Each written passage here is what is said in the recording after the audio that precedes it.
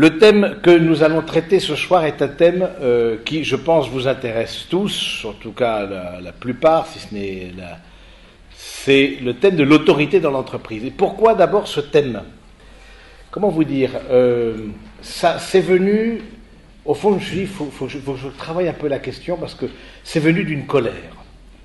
C'est venu d'une colère à suite de deux rencontres.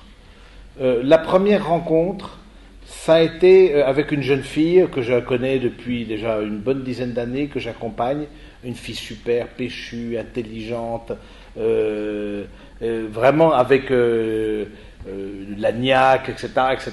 Et un jour, il est arrivé qu'elle n'a même pas pu se lever de son lit. Alors non pas parce qu'elle avait la flemme, je me dirais ça peut vous arriver à tous, mais c'est l'impression de ne plus avoir du tout de batterie. Elle faisait partie des fortes. Elle faisait partie des fortes. De celles qui ont et la niaque et le diplôme et tout. Et à un moment donné, vu les épreuves qu'elle a traversées dans sa vie professionnelle, elle n'a pas plus pu, que ce soit par le harcèlement, que ce soit par la manipulation, elle s'est sentie complètement vide. Mais complètement vide. Et c'est pas une dépressive. C'est pas la fille, on se dirait, compliquée dans sa tête, etc. Non, c'est fait partie des winners, si tu veux. Et donc, je me suis dit, oula, premier truc. Deuxième chose, aussi une jeune fille, mais bon, ça pourrait être aussi des garçons, qui me raconte, dans son entreprise, s'être fait traiter, mais vraiment comme moins que rien. Vraiment devant tout le monde, humiliée. Et elle-même, elle en a fait une crise nerveuse, et du coup, elle est en arrêt maladie. Alors celle-là, je la connais moins, elle est peut-être plus fragile, etc. Mais vu et je me suis dit, c'est sûr qu'il y a peut-être moins de violence au travail que ce que ça n'était au XIXe siècle, sous le temps de l'ère industrielle, mais il y a d'autres formes de violence au travail. Et justement, je me dis, aujourd'hui, il y a à retravailler l'exercice de l'autorité, parce que c'est avec ce qu'on appelle le burn-out, hein, vous savez, le burn-out, c'est-à-dire le fait d'être complètement, c'est ça, le fait d'être vidé. Burn-out, ça vient d'un terme de la science, de l'industrie spatiale. Hein, les burn-out, c'est-à-dire c'est ces gros réservoirs qui sont à côté des fusées, sur les fusées, et une fois le décollage fait, eh ben, burn-out, c'est-à-dire qu'ils sont complètement vidés et on les lâche pour que la fusée continue d'avancer. Ben voilà, burn-out, c'est cet épuisement intérieur. Donc c'est pour ça aussi que je veux traiter cette question. Bien sûr, le harcèlement, et quand je parle de harcèlement, ça peut être harcèlement sexuel, mais c'est harcèlement par la pression, le stress, hein, la quantité de dépression dans le milieu professionnel. Je me dis, il y a quelque chose qui ne va pas, et donc à nous de méditer. J'aimerais bien vous donner quelques pistes, quelques clés. On ne va pas répondre à tout, évidemment, et peut-être ça va faire écho à ce que vous-même, vous pouvez vivre, ou comme responsable, ou au contraire comme junior, et donc d'essayer aussi de vous donner des pistes et bon. La première chose, vous avez tous cette feuille, hein, l'autorité dans l'entreprise, je vais suivre ça. Hein, c'est bon, vous l'avez? C'est bon, chacun l'a hein, donc ça va être très simple, si vous voulez prendre des notes, vous pouvez prendre des notes. C'est enregistré, donc vous le recevrez sur le site de SPSP, vous recevrez le lien pour pouvoir écouter la conférence si vous voulez, ou la faire écouter à d'autres. Mais voilà, donc la première question, moi j'aime bien l'étymologie des mots. La première chose, c'est donc... autorité, ça vient de augere en latin. Augere qui veut dire aussi augmenter, c'est-à-dire faire grandir. Faire grandir, c'est-à-dire que l'autorité a cette mission d'emmener plus loin la personne, de lui donner une croissance. Ça veut dire aussi qu'il n'y a pas de croissance sans autorité, mais la finalité aussi de l'autorité, c'est de permettre à l'autre de se développer et d'emmener plus loin. Le caractère, j'allais dire, habituel que la plupart d'entre nous, en tout cas, nous avons connu, c'est bien souvent l'autorité paternelle. Hein, de façon, voilà. Quel est le rôle du père? Le père, il est là pour faire grandir, il est autorité parce qu'il est là pour emmener l'enfant, au-delà de la sécurité maternelle, l'emmener vers quelque chose qui sera plus grand que lui-même, dans une dimension de don. Et la première chose. Et deuxièmement, l'autorité, c'est devenir auteur, devenir l'auteur de sa vie. Et donc je crois que quand on est en autorité, ce qui est pas facile, c'est d'allier ces deux choses. Là, quand je dis autorité, c'est de façon très générale. Il y a beaucoup de choses qui s'appliquent au monde du travail, et on va voir la spécificité du monde du travail, mais il y a beaucoup de choses qui s'appliquent à l'autorité familiale, à l'intérieur d'une famille, l'autorité à l'intérieur d'une association, etc., toute forme d'exercice de la responsabilité. Donc, grandir et devenir auteur, derrière ça, ça veut dire aussi avoir une vision. À conduire quelqu'un, hein, éduquer, c'est éducere, c'est conduire, prendre la personne et la conduire. Aujourd'hui, il y a clairement un manque de visibilité, un manque de vision dans le management. Et du coup, parce qu'il y a un manque de vision, on prend le stress comme moteur. Parce qu'on n'a pas vraiment de vision. Et c'est pas qu'une question économique. Là, bien sûr, la question économique est prégnante dans l'entreprise, ça c'est impensif que de le dire, mais je crois que bien au-delà, je trouve même dans l'Église, quelque part, aussi dans les diocèses, etc., où il n'y a pas cette même pression économique, on sent qu'il y a un manque de vision, un manque de cap, un manque qui permet justement de guider, parce qu'un des rôles de l'autorité, si ça permet de faire grandir, c'est ça aussi qui donne le cap. Et donc, je crois qu'aujourd'hui, on est face on dit souvent la crise de l'autorité, etc. Mais c'est bien plus une crise de perspective et une crise de finalité, hein, qu'autre chose. Hein. Donc, cette crise de l'autorité, bon, on le voit donc, on pourrait citer mai 68, mais bon, il y a eu certainement une dégringolade progressive entre un patriarcat hyper fort et puis l'interdit d'interdire de 68 et post-68 art. Mais je crois qu'actuellement, on assiste à une transformation. On assiste à une transformation, ça veut dire que on est passé du père au père.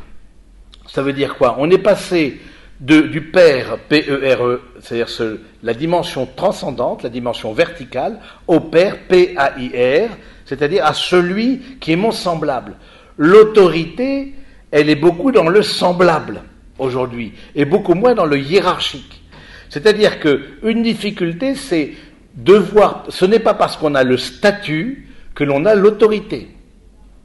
Ce n'est pas parce qu'on a la fonction que l'on a l'autorité. Et ça à tout niveau.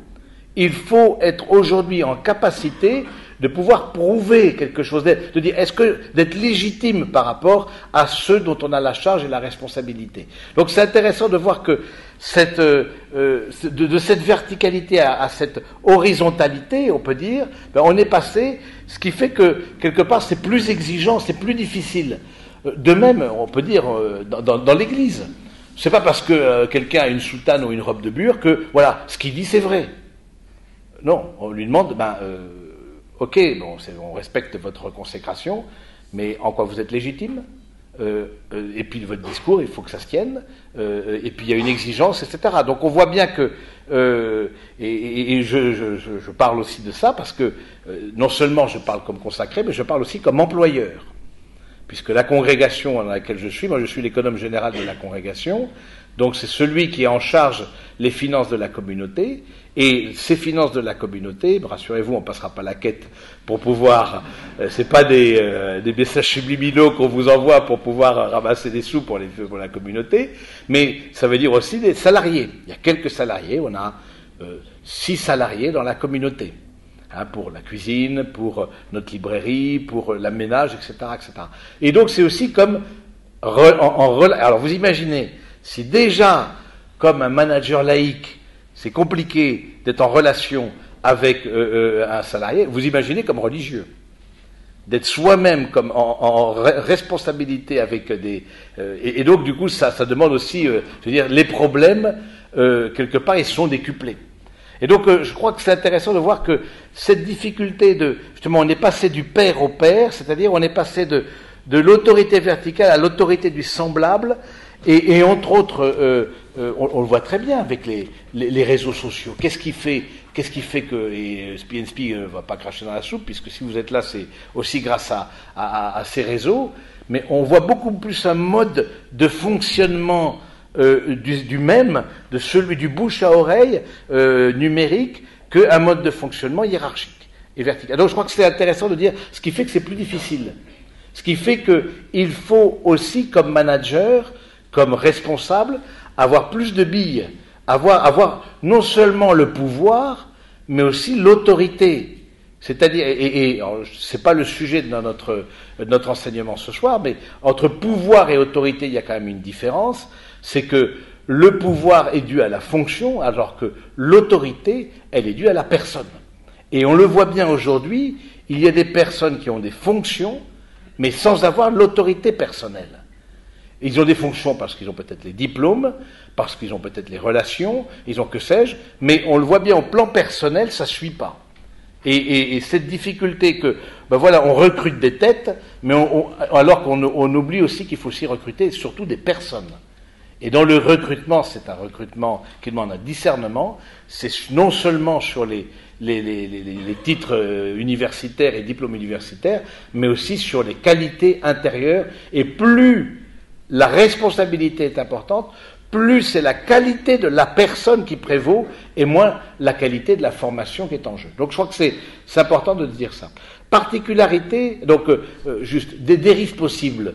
Oui, parce qu'on voit bien, parce qu'on est rentré dans un mode qui n'est plus directif, qui n'est plus vertical, mais qui est un mode horizontal, il y a clairement des dérives possibles au niveau affectif. Qu'est-ce que j'entends affectif?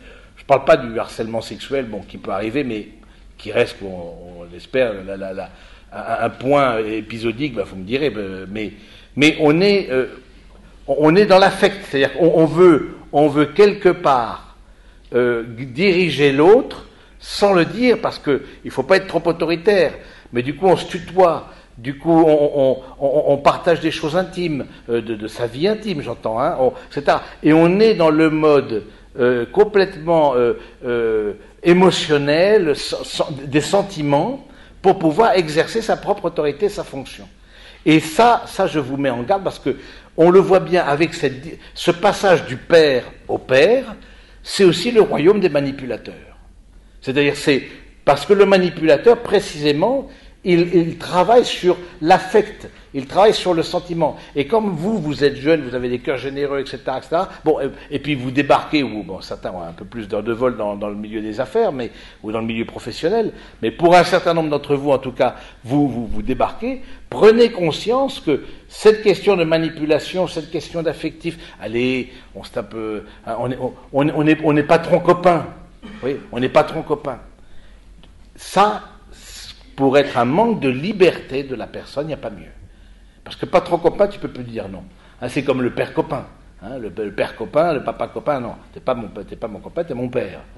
Et je te demande pas d'être mon copain. Moi, des copains, j'en ai, etc. Mais bon, donc je crois que, et je crois qu'il faut être assez vigilant. Mode d'exercer le management. Il y a plusieurs modes. Alors ça, je développerai pas ça parce que vous le trouverez partout.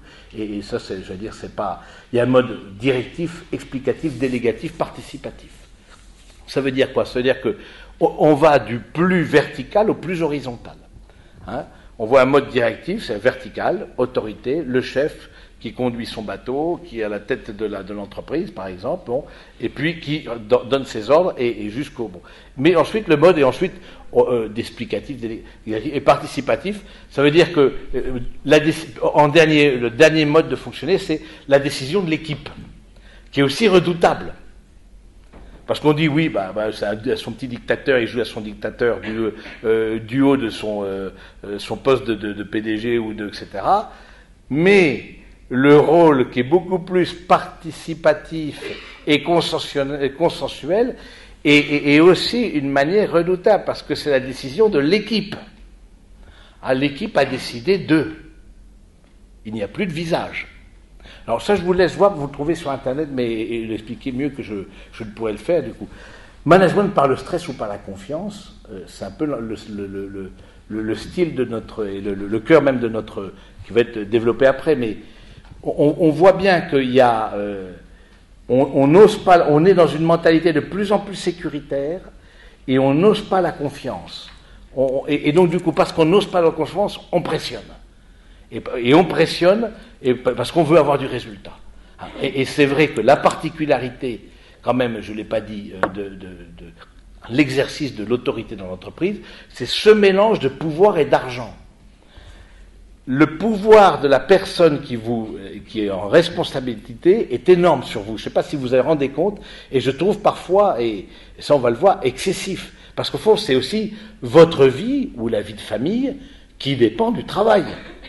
C'est vos rentrées d'argent, c'est votre logement, c'est votre insertion dans la société. Je veux dire, et du rapport avec l'autorité, c'est impressionnant qu'il y a une dépendance, mais qui va très, très, très profond. Hein, et justement, et une des conséquences, à mon avis, il faudra veiller, c'est quelle est la limite à mettre à l'autorité.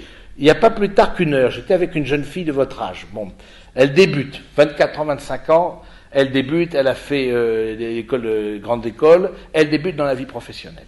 Elle débute de la vie professionnelle dans le milieu de la grande distribution, voilà, et puis elle est chef, comme ça se passe, chef de rayon, comme commercial, dans le milieu de la grande distribution.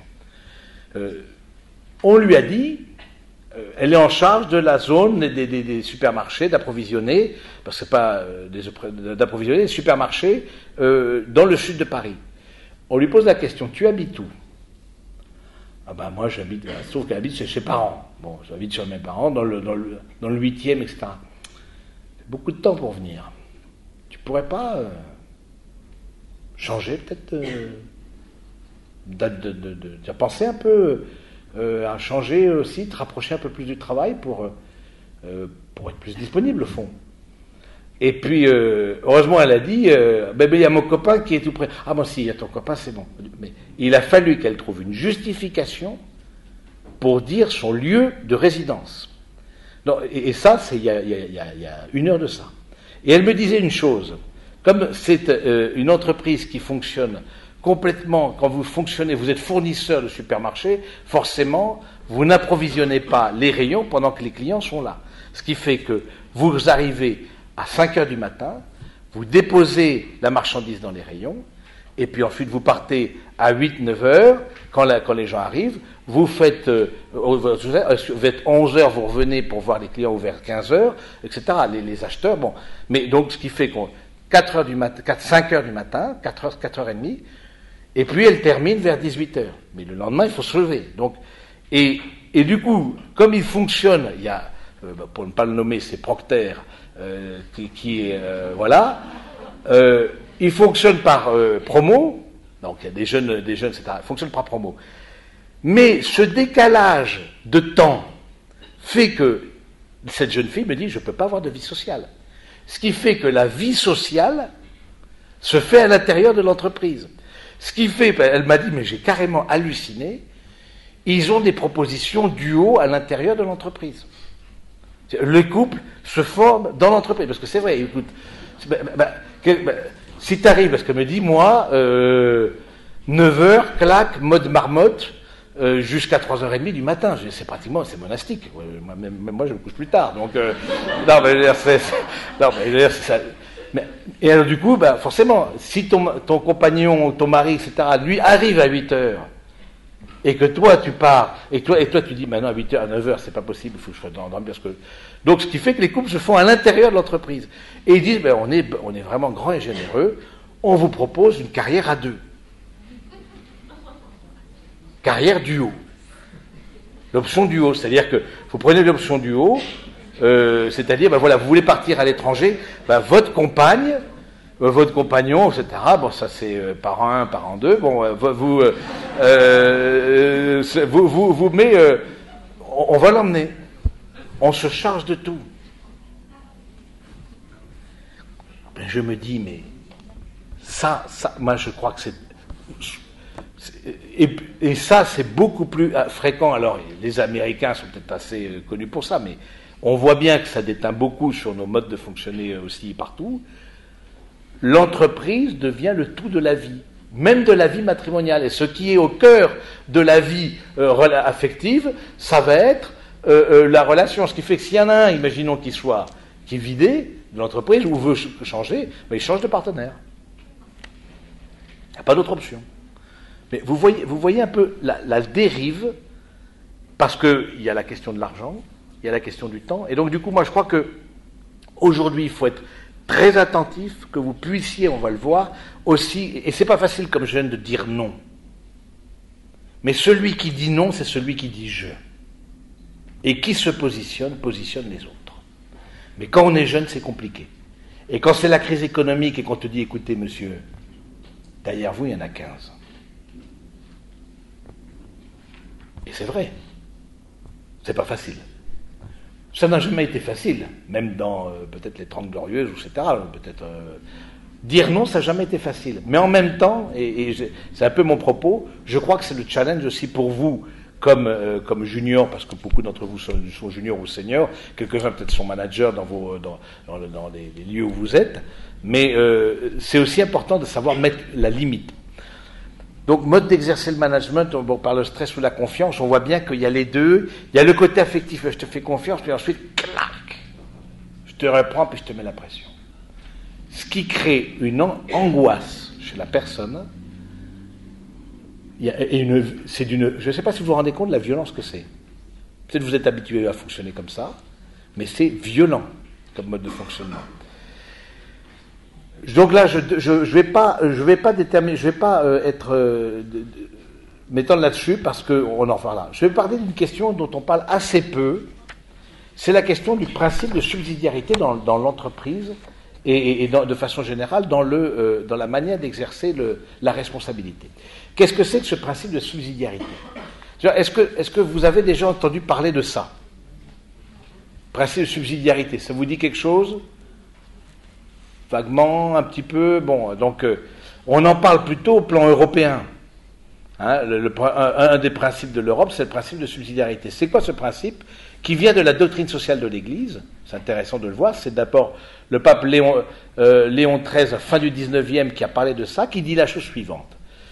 La responsabilité d'une action, lorsqu'elle est nécessaire, doit être allouée à la plus petite entité capable de résoudre le problème d'elle-même. Et si c'est la plus petite entité capable de résoudre le problème ne peut pas, on passe ensuite à l'entité supérieure, ainsi de suite, ainsi de suite, ainsi de suite. Donc, au fond, c'est très intéressant ce principe de subsidiarité. Et je vais m'y arrêter un peu parce qu'il est assez peu travaillé. C'est qu'il faut toujours veiller à ce que les responsabilités des personnes qui sont en dessous de vous soient aussi elles-mêmes honorées. Ça veut dire quoi ? Ça veut dire que ce n'est pas moi qui vais prendre la responsabilité de celui qui est en dessous. Or, on voit bien dans les modes de management, ce principe de subsidiarité, parfois, n'est pas respecté. Pourquoi ? Parce que c'est au fond un principe de confiance. C'est que je fais confiance à la personne qui est en dessous de moi, N-2, N-3, etc., qu'elle va faire son travail. Mais je ne vais pas lui prendre son travail. Ça veut dire aussi derrière ça que elle est ascendante et descendante, comme je le dis dans le texte, c'était à la fois, elle est descendante, c'est-à-dire je confie à la personne jusqu'au plus petit échelon, jusqu'à la personne qui va faire le ménage dans l'entreprise.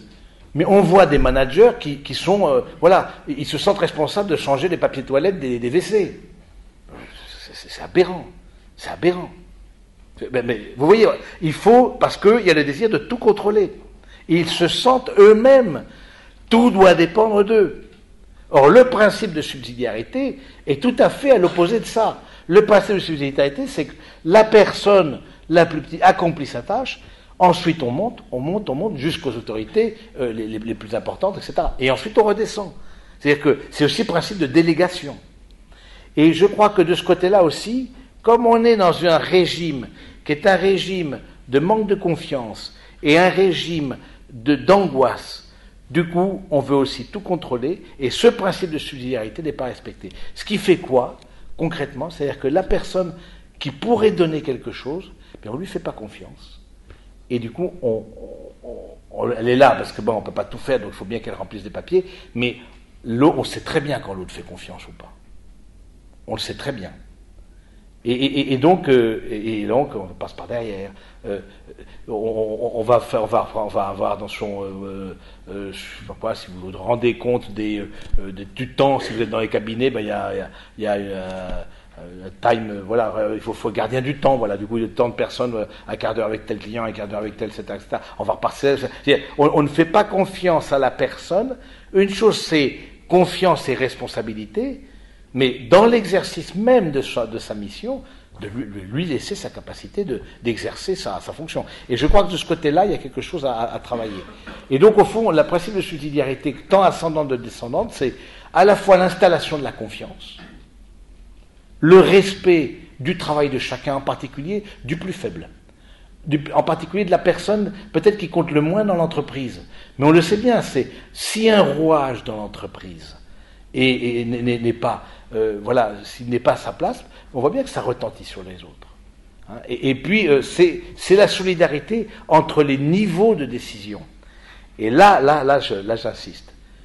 Parce que avec ce régime affectif de manager, que l'on a actuellement, qui est quand même assez répandu, va en même temps la culpabilisation. Ça veut dire quoi? Ça veut dire que si tu n'as pas fait ton travail, on va te faire comprendre qu'au fond, au lieu de dire, écoute, tu n'arrives pas à faire ton travail, je parle de personnes consciencieuses, je ne parle pas de gens incompétents, hein, on parle de personnes qui sont dans le milieu professionnel et qui, mais qui à un moment donné sont bloquées. Et dans le principe de subsidiarité, je suis bloqué, je vais voir mon N+1, etc., ainsi de suite, jusqu'à... Et donc il y a une solidarité dans les niveaux de décision. Au lieu de dire, au fond, si c'est à ça, c'est de ta faute, le principe de subsidiarité, c'est de dire, ok, tu n'y es pas arrivé, qu'est-ce qu'on peut faire pour que tu y arrives? Et puis se poser la question, si 2, 3 fois, 4 fois, tu n'y es pas arrivé, est-ce que tu es à ta place? Parce qu'aussi, il faut se poser la question. Donc, je crois que c'est intéressant de voir que cette solidarité dans les niveaux de décision fait que l'entreprise se vit beaucoup plus comme un corps que comme une lutte de pouvoir et donc une possible culpabilisation de l'autre. Le rôle de l'autorité au travail. Autre point. Donc, pour moi, c'est quoi ce rôle de l'autorité? Premièrement, il discerne le cap. Il donne une vision. Il fixe les règles et le cadre du poste, travail au bien commun, c'est-à-dire à la communion, on pourrait dire, qui est un terme religieux, mais à la bonne entente, à la bien commun dans l'entreprise, et au respect du principe de subsidiarité, entre autres. Hein, corrige, accompagne, encourage, reconnaît les dons et invite au dépassement de soi-même. Je crois que c'est intéressant de voir que dans le milieu du travail, comme dans d'autres milieux, ce n'est pas le seul milieu, mais quand on est en responsabilité, on est en responsabilité de personne. Je dis d'abord, il discerne le cap, donne la vision, j'en ai parlé donc au début de notre entretien, mais il fixe les règles et le cadre du poste. Là aussi, faites très attention. Quand les choses sont floues, comme dirait l'autre, il y a un loup. Hein, donc, Martine, pour ne pas la nommer, donc, quand les choses sont floues, et il y a des gens qui laissent les choses floues, parce que justement, dans le flou, le manipulateur peut tout à fait bien être à son aise. Donc, vous-même, quand vous êtes dans une situation de dépendance de l'autorité, demandez une définition des règles. Une définition des règles et du cadre, ce qu'on appelle la fiche de poste. Et je crois que cette fiche de poste, elle est importante. Et soyez attentifs que cette fiche de poste, quand vous êtes embauché, etc., demandez la fiche. Normalement, on doit vous donner une fiche de poste. Mais plus la fiche de poste, alors bien sûr, elle ne va pas aller dans le détail du poste. Bon voilà, on ne va pas dire, oui, à 2h de l'après-midi, il va faire ça, à 3h, il va faire ça, etc. Vous allez donner un niveau de cadre. Donc du coup, forcément, ça va être général.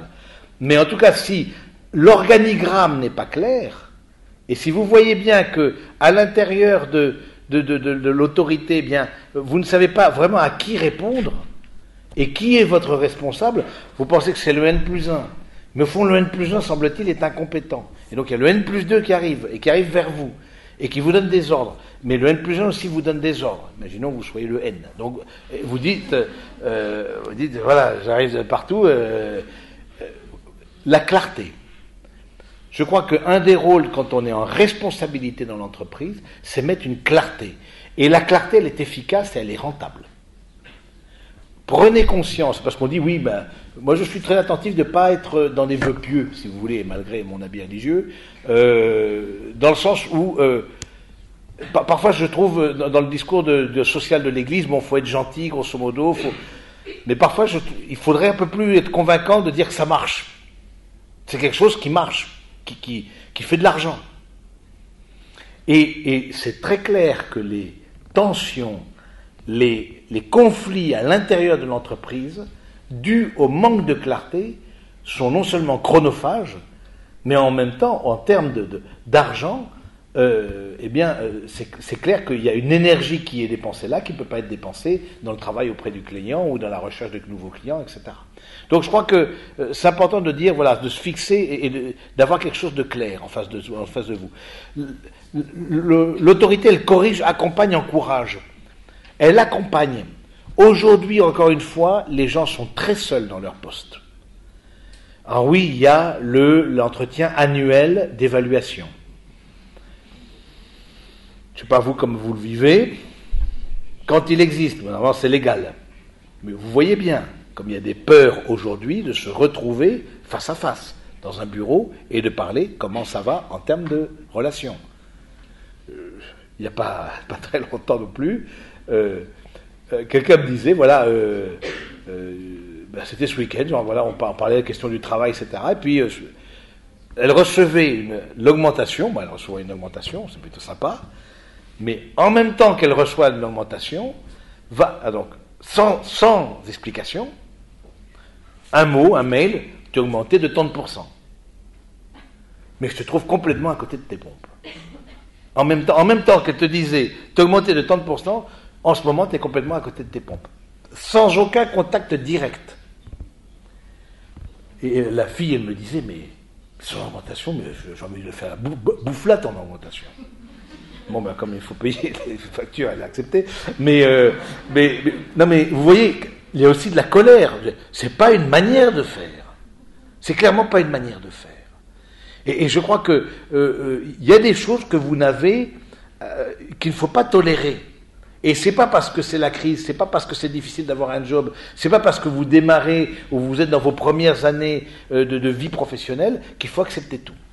Et donc je crois que ces questions-là, le fait d'accompagner, et vous-même vous serez dans l'avenir, je vous le souhaite en tout cas, de grandir dans vos responsabilités, le rôle du manager, c'est bien sûr il a une tâche à faire, mais c'est beaucoup faire et ne pas laisser faire. C'est-à-dire c'est celui qui accompagne l'autre dans le faire. Et plus il a une tâche importante, moins il est dans le faire, plus il est dans la vision, et plus il est dans l'accompagnement. C'est très important. C'est parce que justement, il est pas, c'est pas celui qui va. Il paraît que Napoléon allait du code civil jusqu'à vérifier les boutons de ses grognards pour voir si c'était absolument en place, etc. C'est celui. Ça, c'est un peu quelqu'un angoissé, mais de fait, moi, c'était quelqu'un plutôt angoissé, Napoléon. Très brillant, mais angoissé. Mais justement, quelqu'un qui a une carrure. Comment est-ce qu'on voit qu'on a une carrure de manager? Précisément parce que je suis capable à la fois de déléguer, à la fois d'accompagner, à la fois de redresser. Parce que ce qui est non négociable, c'est le bien de l'entreprise. C'est dans le milieu du travail, ce qui est aussi la manière, l'entreprise, elle doit faire de l'argent. Et ça, c'est mais pas n'importe comment, mais je crois que c'est important. Et aujourd'hui, c'est clairement, il y a une peur à rencontrer l'autre directement. Et à dire, voilà, parce que ça touche tellement de choses, parce que forcément dans le monde du travail, vous n'êtes pas dans un mode, de schizophrène. Je suis, je sais pas quoi, extraverti dans la vie sociale. Je suis plus ou moins équilibré dans la vie amoureuse et complètement introverti dans ma vie professionnelle. Parce que ce que vous, en fait, vous révélez à l'intérieur du monde du travail, vous vous révélez, c'est votre personne que vous révélez. C'est vous-même, c'est tout vous-même. C'est pas seulement le travail. C'est la personne elle-même qui se donne. Et d'où l'importance de l'accompagnement et d'où la difficulté de l'accompagnement. Parce qu'on n'accompagne pas seulement un poste, on accompagne une personne. Une personne qui est peut-être en instance de divorce, une personne qui vient de perdre son papa, une personne chez qui s'est déclaré une maladie, une personne chez qui il y a une rupture amoureuse, etc., etc. C'est la personne qu'on accompagne. Hein, dans le cadre professionnel. Mais le cadre professionnel, excusez-moi, mais je ne connais pas vos agendas, mais je devine, comme qui dirait, dans le temps éveillé, le cadre professionnel, c'est à peu près, entre lundi et vendredi, c'est 80% de votre temps éveillé. Donc c'est quand même énorme. Donc je crois que c'est important de dire que le rôle de l'autorité au travail, c'est ce rôle d'accompagnement, d'encouragement. On a une maladie spirituelle en France, c'est le point noir dans la page blanche. Contrairement à nos amis américains, les amis américains, think positive. Voilà, je serai aux États-Unis, devant des Noirs américains, ça fait longtemps, oui, c'est super ce que tu dis, on est avec toi, allez vas-y, mais oui, c'est génial, c'est ce qui fait que l'autre ne peut pas en placer une, grosso modo, parce que tellement il est encouragé, parce que là, clac, là, attention, faut bien être, faut pas se tromper de mots, etc. Donc, moi je m'en fous royalement, même si je me trompe de mots, c'est pas, mais vous voyez, c'est cet encouragement, encouragez-vous les uns les autres. Et c'est Saint Paul qui dit à un moment donné, je crois que c'est encouragez-vous. Combien on peut obtenir d'une personne, mais dans le bon sens du terme, de son meilleur pour lui-même et de son meilleur pour l'entreprise. Si la personne donne le meilleur d'elle-même, elle donne le meilleur pour l'entreprise, et tant mieux. Mais en encourageant, en mettant la limite, mais aussi en encourageant. C'est pas en culpabilisant qu'on fait grandir. Or, autorité veut dire faire grandir.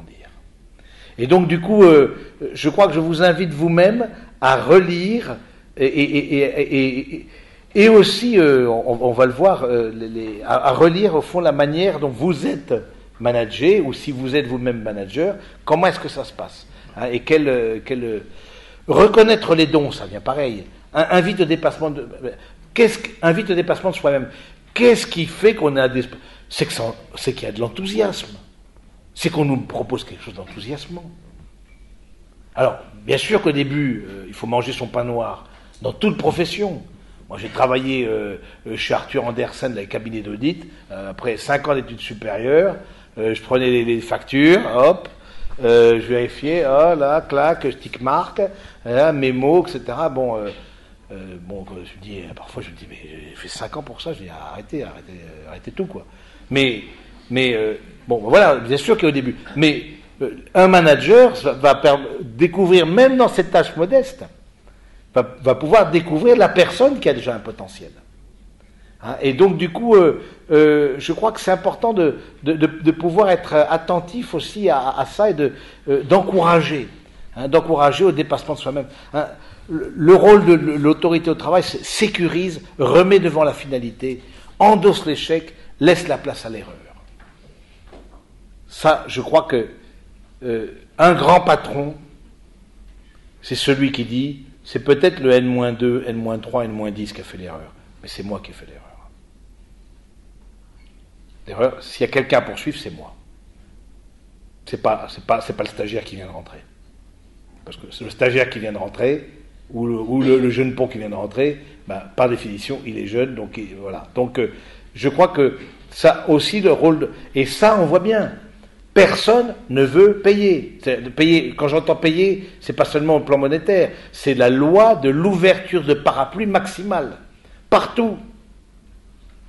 Ça c'est, je vous dis, c'est pas de Dieu, ça. Ça c'est clair, c'est pas de Dieu. Parce que, quelque part, c'est le plus faible qui va trinquer. C'est le plus faible qui va trinquer. Et on voit bien, tout le monde se protège, tout le monde, on est dans la peur, il faut prendre des assurances pour tout. Nous à l'Abbaye, on devient fou, parce qu'on est déjà un peu fou de rentrer déjà, mais bon, en plus de ça, mais on déclare donc des lieux d'accueil, on a un lieu d'accueil, on a une hôtellerie, etc. Et il faut faire les travaux, il faut certifier celui qui a fait les travaux, et il faut ensuite certifier celui qui a certifié. Et ensuite, il faut le certificat de la commission de sécurité. Oui, on voit que tout le monde essaye d'ouvrir les parapluies, de se protéger. Ça, c'est une énergie pour la France qui est gâchée, très certainement. Et c'est une maladie franco-française. Il n'y a pas que nous, mais on est très fort là-dedans. Je sais pas pourquoi, on a un charisme pour ça, je ne sais pas pourquoi, mais oui. Alors, on voit bien que moi, ce qui m'a enthousiasmé, je vais vous le dire, je le dis devant LC aussi, ce qui m'a enthousiasmé en Argentine comme prêtre, c'est que tout était possible. J'ai construit des dizaines de mètres carrés de couvents, pour pas dire des centaines de mètres carrés de couvents, sans un seul permis de construire, par exemple. Ici, vous me direz, ça fait 6 fois la France. Alors c'est vrai que on joue pas la même cour. Mais ce qui était enthousiasmant, c'est ce côté, et ce que je trouve très chouette aussi aux États-Unis, c'est ce côté, c'est possible. Il y a quelque chose de possible. Chez nous, on sent que c'est tellement verrouillé, tellement... ça réduit aussi les capacités, et ça réduit l'enthousiasme. Parce qu'on est dans la protection. On est dans la protection. Le grand manager, c'est celui qui sait prendre des risques. C'est celui qui laisse la place à l'erreur. Mais comme disait Ford, il dit, j'ai fait beaucoup d'erreurs dans ma vie, mais j'avais 9 fois la même. Parce que c'est vrai que quelqu'un qui fait tout le temps la même erreur, faut lui dire, écoute mon grand, t'es pas à ta place. Et je crois que c'est un service de dire, on va voir tout à l'heure l'évangile du manager, mais c'est un service de dire à la personne qu'elle n'est pas à sa place. Mais il faut lui dire. Au lieu de dire, voilà, vous n'avez pas, etc. Et puis on ne dit pas la vérité. On ne dit pas la vérité aux gens, parce qu'on n'aime pas les gens.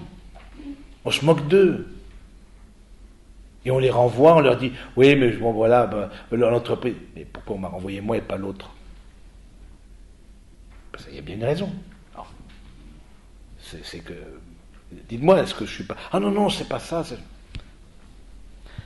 Donc voilà, le manager il sécurise, remet dans la finalité, endosse l'échec, laisse la place à l'erreur. Détecter et contrecarrer les abus de l'autorité au travail. Bon, on en a déjà parlé, mais je relis rapidement. Manque de clarté dans la définition du poste et de l'organigramme. Absence des limites. Culpabilisation, manipulation, manque de distance manager-manager. Dans l'affectif, tout ça on en a parlé. Jouer sur les affects. Mélanger les genres.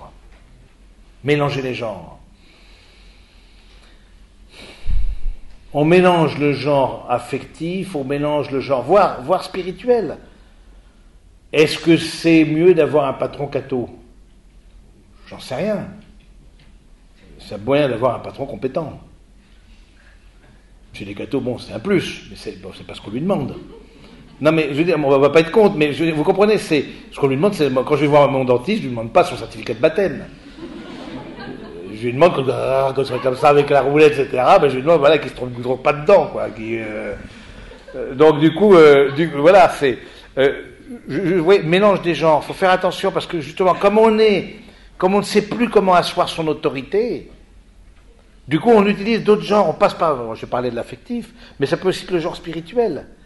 D'où la grande difficulté, par exemple, d'être en responsabilité à l'intérieur de l'Église auprès de salariés. Mais justement, on s'interdit, par exemple, nos salariés, en tout cas à l'abbaye, nous ne savons rien, strictement rien, de leur vie spirituelle. Strictement rien. Et nous ne leur faisons aucune proposition d'ordre religieux, rien, absolument rien. On leur demande, c'est sûr, si dès qu'ils voient une robe de bure, ça leur donne de l'urticaire, on leur dit, écoutez, peut-être allez voir ailleurs, mais voilà, faites travailler dans un milieu religieux, ça vous embête pas, ça vous... Non, d'accord, tant mieux, très bien, mais jamais on dira, ah tiens, je vous ai pas vu à la messe. Non, mais d'autres, c'est pas, je vous ai pas vu à la messe, tu pars à 19h, bon après-midi.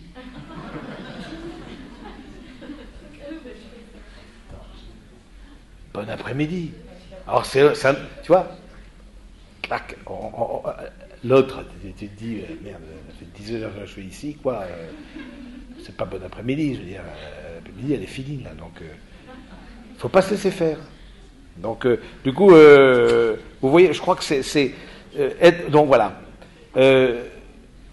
Tout ce qui est communication indirecte, soyez très attentifs à ça, parce que dans vos modes de management, quand vous sentez que ça passe pas par la bonne... En fait, les choses vous arrivent, mais par rebond. Dites-vous que là, il y a un problème. Et du coup, ça veut dire qu'il n'y a jamais de relation directe avec la personne. C'est toujours, mais non, contactez un tel, envoyez-lui un mail, etc. Toujours pas... Mais vous voyez, il n'y a jamais cette rencontre personnelle. Du coup, toujours, on peut se défausser, et toujours, c'est la faute de l'autre. Parce que la rencontre personnelle engage, forcément. Alors donc ça c'est détecter. Deuxième point, c'est contrecarrer. Contrecarrer, ça va jusque-là, c'est bon, ça c'est à peu près clair, hein. Contrecarrer. Premièrement, être un bon professionnel. On peut parler si on est bon. On ne peut pas et faire la révolution et être nul et arriver en retard et pas accomplir ses objectifs. On ne peut pas tout faire. Donc vous êtes un bon professionnel, ça j'y reviendrai. Ça, là vraiment, parce que vous avez l'autorité, vous n'avez peut-être pas le pouvoir, mais vous êtes un bon professionnel. Deuxièmement, demandez des rencontres directes. Relire la définition du poste. Objectiver les remarques qui vous sont faites. Se méfier des communications écrites. On sent, parce que je vois bien comment ça fonctionne, je vois bien, disons, pas parce que je reçois beaucoup de monde, dans l'entreprise, on met en copie les gens, vous voyez. On met en copie, qui on met en copie? On t'adresse un mail avec 40 personnes en copie. Ce qui fait que la boîte mail explose littéralement, des trucs, mais en copie du coup, ouverture de parapluie, je vous avais prévenu, dans les 250 mails par heure qui vous arrivent, vous y avez le mien. Bon, et puis on met en copie pour pression. Il y a le partenaire qui est en copie. Tu vois, et il n'y a pas la relation personnelle. Alors parfois c'est utile, mais bon, un stagiaire, on lui écrit un mail, on ne va pas mettre le partenaire en copie. Ça n'a aucun sens. Alors, justement, ça c'est typique, il n'y a pas de principe de subsidiarité. Le partenaire n'a pas à être au courant de tout ce qui se passe dans son entreprise. C'est aberrant. Donc, c'est sûr, si c'est une PME, à 3-4, un artisan, etc., bien sûr qu'il sera. Mais on parle, comme la plupart d'entre vous, de travailler dans des cabinets, dans des instances qui sont quand même assez importantes. Voilà, c'est. Même si c'est des cabinets de 10, 15 personnes, etc. Donc, c'est intéressant de dire attention aux écrits. Attention aux écrits, parce que je pense que l'écrit, comme on dit, l'écrit reste. Et vous sentez bien que quand il y a une relation de conflictuelle, parce que là on parle de relation conflictuelle, quand tout va bien, tout va bien. Mais là, la difficulté, c'est quand justement ça circule pas. Et du coup, faites attention à l'écrit. Juste un conseil de vieux briscard, entre guillemets, parce que l'écrit pourrait être réutilisé contre vous. Priez Notre-Dame du nom. C'est un évêque qui disait ça. Il disait à ses prêtres, priez Notre-Dame du nom. En général, je ne sais pas si vous êtes un peu familier des trucs catholiques, etc. On dit la Vierge Marie qui a dit oui, etc. Celle qui a dit oui, etc. Que c'est à l'œuvre de Dieu en elle. Bon, là on dit priez Notre-Dame du nom. Ça veut dire quoi? Je vous l'ai dit, acceptez de mettre des limites, mais que vous mettiez des limites. Parce que alors il y a en justice.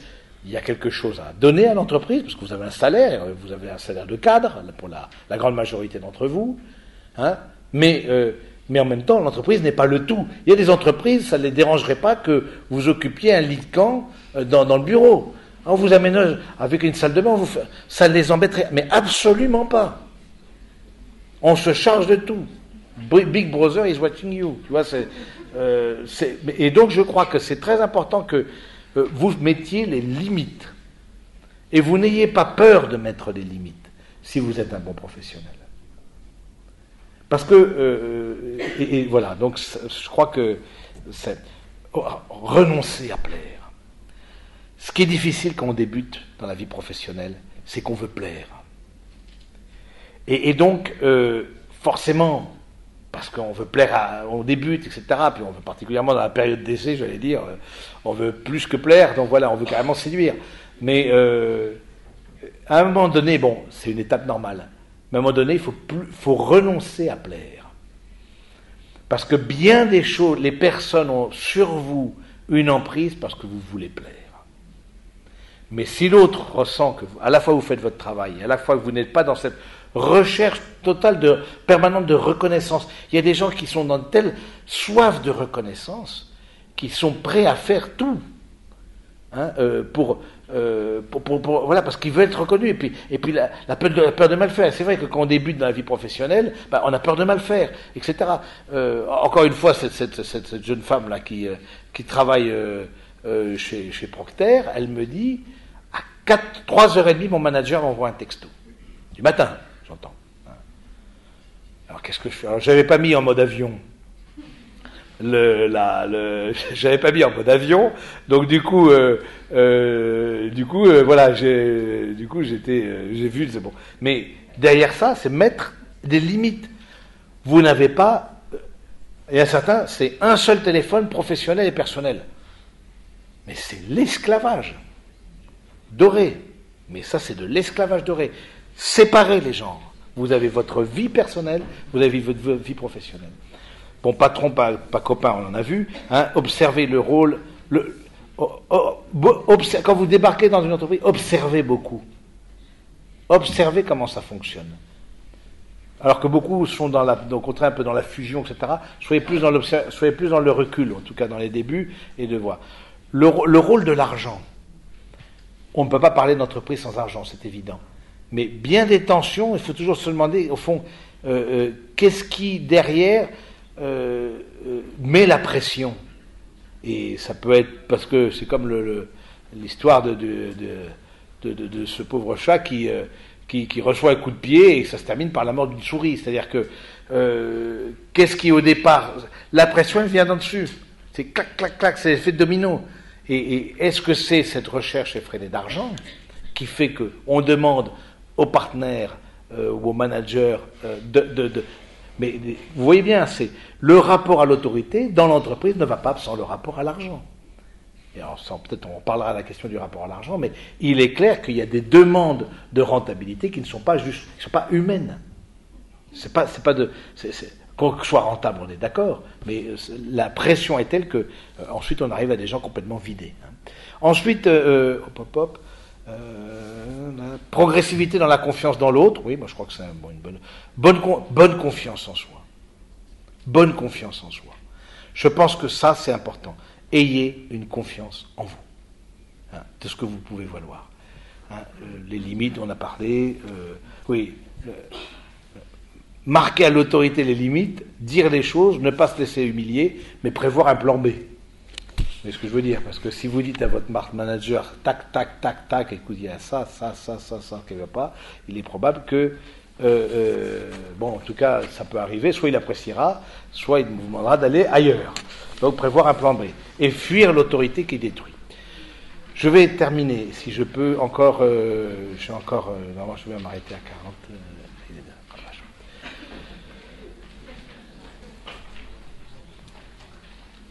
Je laisse voir le management une bonne nouvelle. L'évangile des juniors, l'évangile des partenaires et des managers. Vous regardez, mais je crois que c'est, et j'aimerais terminer simplement avec le dernier point. Donc là, c'est en quoi l'évangile vient éclairer, au fond, cette réalité. Hein, par exemple, c'est très beau de voir Jésus comme celui qui a autorité, nul homme n'a parlé comme cet homme, mais l'autorité dans le sens biblique, c'est le rocher, c'est le pasteur, c'est le vigneron. L'autorité, celui qui taille et celui qui fait porter du fruit, celui qui est préoccupé par la fécondité de l'autre. Et puis, je dis dans les deux choses, mais soyez rusés comme des serpents et simples comme des colombes. Rusés comme des serpents et simples comme des colombes. Je trouve ça... Mais c'est une devise, dans le monde professionnel, c'est une devise qu'il faut. Soyez pas des naïfs, soyez pas des blasés, tout le temps sur leur garde, etc. Mais je trouve ça unifie bien les gens, et c'est le Saint-Esprit. Et vraiment, je trouve que quand on est un manager, je crois et on est en responsabilité, cette dimension de vie de prière est très importante. De vie personnelle, de vie, puisque sous le regard de Dieu, c'est pas simplement une question psychologique, mais on prie aussi pour celui qui a la responsabilité. Hein, toute autorité vient de Dieu, mais soi-même, quand on a la responsabilité, on prie pour ce dont on a la responsabilité. Et j'aimerais terminer par la plaidoyer pour la belle ambition. Plaidoyer pour la belle ambition. Il y a aussi un défaut chez les catholiques, en général, de confondre l'humilité comme quelque chose qui s'oppose à l'ambition. Eh bien, je ne le crois pas. Je crois qu'au contraire que la parabole des talents est là pour nous rappeler qu'il si c'est votre appel, vous êtes aussi appelé à faire confiance, à désirer aussi grandir dans la vie professionnelle. Et que cette ambition-là, elle est clairement... parce que vous désirez, au fond, grandir. Parce que plus vous avez de responsabilités, plus vous pouvez faire de bien. Plus vous pouvez faire de bien. Et donc, c'est très clair que d'avoir une ambition, je vais marquer dans le top 10 de mon entreprise, une référence dans ma profession. Oui, désirer des grands désirs. Désirer. Et quand Jésus dit « J'ai désiré d'un grand désir manger cette Pâque avec vous », et cette Pâque, c'est l'offrande de lui-même, c'est qu'il avait derrière ça le grand désir de sauver toute l'humanité. Et donc, évidemment, écoutez vos grands désirs. Je dis ça parce qu'il y a aussi une éducation qui n'autorise pas d'écouter les grands désirs, et il y a en plus la foi catholique là-dessus qui se rajoute. Les deux ensemble, voilà, il faut surtout pas, faut pas se vendre, faut rester modeste, il faut, etc. Vous voyez, et je crois que ensuite, autre question, où sont les femmes? Non mais oui, c'est ça. Je ne suis pas en manque, rassurez-vous. Mais où sont les femmes? C'est-à-dire que non. C'est-à-dire que c'est clairement que si les hommes parfois, mais beaucoup de femmes, beaucoup de filles s'inhibent dans la prise de responsabilité et dans les postes. Et moi, je suis. On parle des grands patrons, on ne parle pas des grandes patronnes. C'est vrai qu'on dit grande patronne, c'est vrai que ça sonne un peu curieux, je ne sais pas vous, mais bon. Mais là aussi, je crois que moi, je suis un féministe convaincu, hein, mais sans mélange des genres, et en même temps, parce que je crois en cette parole de l'Écriture, ce que Dieu a uni, que l'homme ne sépare pas, ça va bien au-delà du mariage. C'est que toute la réalité humaine doit être aussi irriguée par la manière d'être homme et femme. Pas seulement la réalité matrimoniale. Et puis, la grandeur d'âme, c'est le signe d'une grande humilité, dit saint Thomas d'Aquin. Moi, je prie le Seigneur que parmi vous, il y ait des gens dans votre génération, que le Saint-Esprit vienne sur votre génération et se fasse se lever des personnes qui ont vraiment une grande ambition. Mais cette ambition qui est le signe de l'amour, cette ambition qui est le signe aussi du désir du bien de l'autre, cette ambition, cette belle ambition qui est le signe de faire grandir, de donner le meilleur de soi-même. Et en même temps que j'ai mis cette référence de saint Thomas d'Aquin, j'ai mis une petite phrase de François Gabard, 29 ans, vos âges. Hein, je ne pensais pas avoir cette énergie-là, celui qui a gagné le Vendée Globe. Hein, je ne ferai jamais le Vendée Globe si je n'ai pas la foi. Alors, je ne parle pas de parler de la foi catholique, mais bon, mais il y a une foi humaine aussi, il y a une confiance dans ce que soi-même on dépose. Voilà, je veux, à travers cet enseignement, simplement vous lancer un appel, et puis vous encourager. N'ayez pas peur de Jean-Paul II, il retentit encore. Vous êtes de la génération de Jean-Paul II, nous sommes de la génération de Jean-Paul II. Puissions-nous le mettre en pratique. Amen.